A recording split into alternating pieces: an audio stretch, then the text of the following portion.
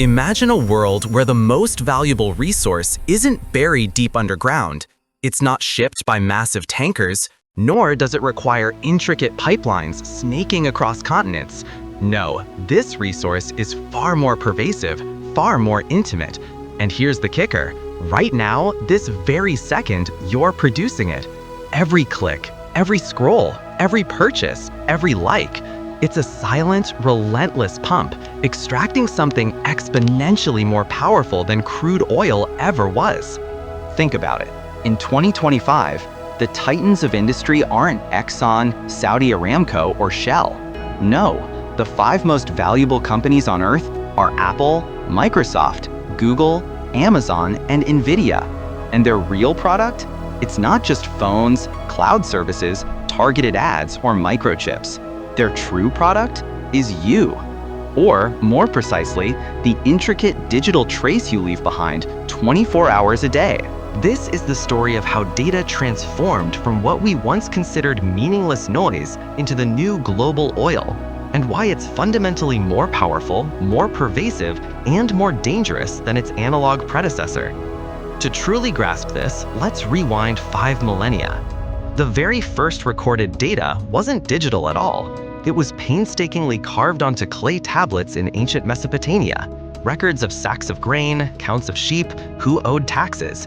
Just ordinary, painstaking bookkeeping. Fast forward to the 1950s, a different era of information. Companies would punch holes into cardboard cards, feeding them into massive mainframe computers that cost millions, yet stored less data than a single selfie on your phone today. Back then, data was merely exhaust, a messy byproduct of operations. Nobody, and I mean nobody, imagined it could become the product itself. Then, everything changed. The mid-1990s ignited a global revolution. Suddenly, hundreds of millions of people flooded online, typing, clicking, buying, talking. It was a tsunami of raw, unstructured data. In its initial form, it was much like the crude oil Colonel Drake pulled from Pennsylvania in 1859. Dark, messy, seemingly useless. Nobody knew how to refine it, how to extract its value, until the refineries were invented. For data, those refineries weren't steel and pipes. They were algorithms and the nascent power of artificial intelligence. Google's seismic breakthrough in 1998 wasn't just a prettier search bar. It was PageRank, an ingenious algorithm that transformed billions of clicks into a dynamic, living map of what people truly find important. Fast forward to 2006, and Facebook realized something profound. Your likes, your seemingly innocuous interactions, could reveal your politics, your gender, your habits, and your future purchases with astonishing accuracy, far surpassing traditional surveys. Amazon, meanwhile, was mastering prediction. They discovered that customers buying baby diapers today would almost certainly need wet wipes in 12 to 14 days. These tech giants weren't just reacting to the market, they began predicting the future of human behavior. And then they started selling that future to advertisers, to businesses, to anyone who wanted a piece of tomorrow today. It all culminated in 2017. The Economist, a bastion of global economic thought, made its now famous declaration. The world's most valuable resource is no longer oil, but data. And in that same pivotal year, data giants permanently eclipsed oil giants in market capitalization. Today, Google and Meta combined rake in more profit than the 7 biggest oil companies, doing so with 1/10 the employees and not a single oil well to their name. But here's the part almost everyone misses, the fundamental difference that makes data truly superior. Oil requires massive pipelines, colossal tankers, even armies to protect its flow. Data? It needs none of that. It travels at nearly the speed of light through invisible underwater cables. It can be copied endlessly, for free, at zero marginal cost. And crucially, unlike finite fossil fuels, data never runs out. You and I, we refill that tank every single waking second. If oil created OPEC, data created a new, far more insidious cartel: Google, Apple, Facebook, Amazon, and Microsoft, GAFAM. These companies no longer compete to merely collect data.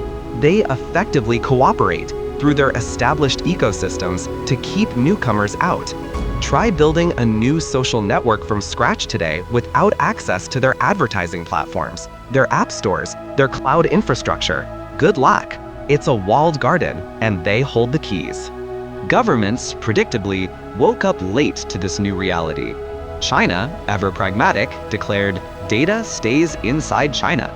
Europe, championing individual rights, responded, "Data belongs to the citizen," and codified the landmark GDPR legislation.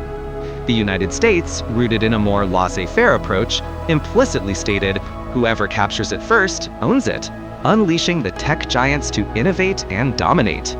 We are now in a new kind of Cold War, not for physical oil fields, but for the digital battlegrounds, data centers, crucial underwater cables, and advanced chip factories. And yes, there is a darker side, a side that's only just beginning to unfold. Cambridge Analytica, with its election meddling, was just the trailer for what's possible. Today, corporations and governments can know you're depressed before your own partner does. They can predict your job hunting before you even update your resume. A few $1 million of precisely targeted ads can swing entire elections, reshaping national destinies. The new oil fuels not just the economy, it fuels unprecedented levels of control. So, what happens next? We stand at a critical juncture, facing three potential scenarios. 1. We continue to give our data away for free, accepting, perhaps even embracing, a perfect surveillance economy where convenience trumps privacy. 2.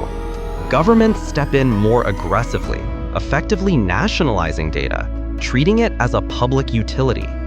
3. Individuals take back ownership, forming data unions, utilizing personal data vaults, and demanding micropayments for every click, every piece of information shared. This third option is undoubtedly the hardest, requiring a monumental shift in perception and power dynamics. But it is arguably the only path that truly protects our freedom and autonomy in this brave new digital world. The choice, ultimately, is ours.